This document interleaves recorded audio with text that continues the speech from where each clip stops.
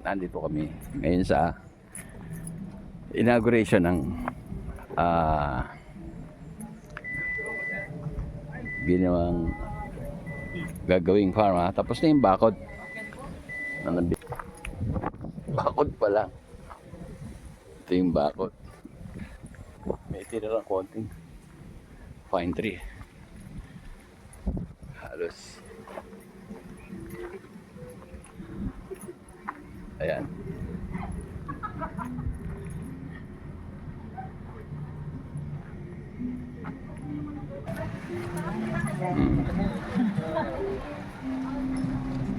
So guys, good morning. It's a big day for us. Gagawin na yung isang rest house ng family namin. So we're here at Amadeo, Cavite with our engineer and also architect. Nandun sila. So sila pa rin yung kinuha natin kasi malaking discount. Engineer, malaking discount, di ba? Yeah. Pangalawa na to eh. So ayan, si Engineer Gilbert. So start na kaagad to after the ground break. Tapos mga kailan ng estimated natin dito, engineer?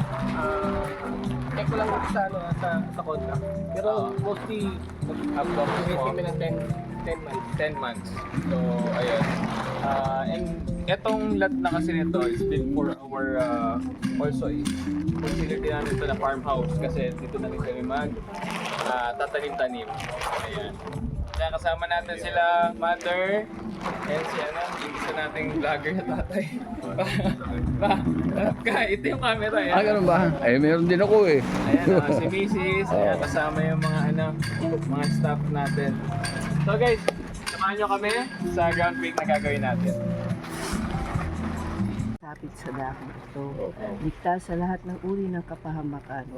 Ama, batid mo ang layunin ng bawat isa sa amin.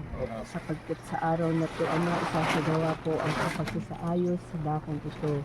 Kaya po, Ama, hinihiling po namin sa iyo, Ama, na kapag inuumpisahan niyo po ang pagmatid na paglilingkod po sa inyo.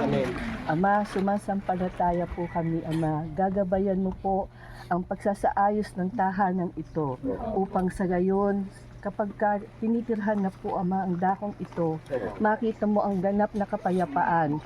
Makita mo kami, Ama, na kapagpapatuloy sa masiglang mga paglilingkod sa iyo.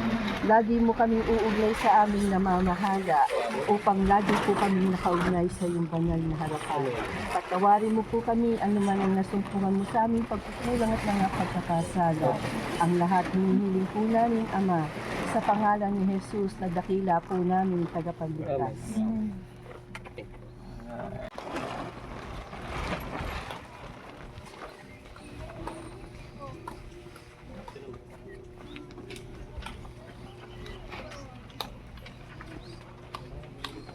Yan.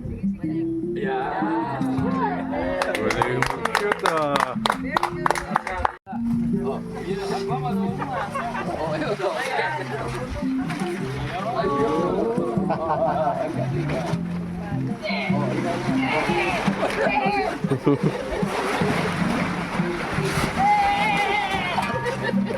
Abunin niyo na to.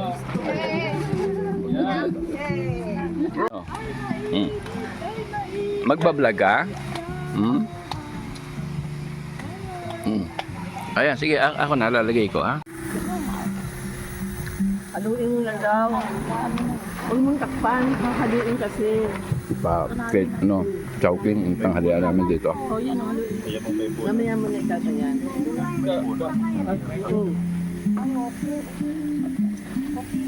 Baka na.